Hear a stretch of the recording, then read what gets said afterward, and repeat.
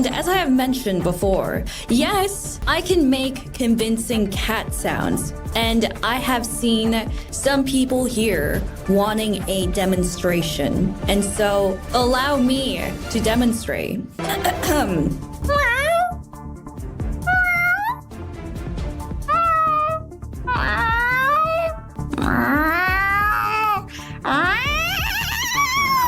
This skill is part of my performance as a streamer, intended solely for entertainment purposes, and that is used to enhance comedic timing, audience engagement, and for possible immersion when playing a game.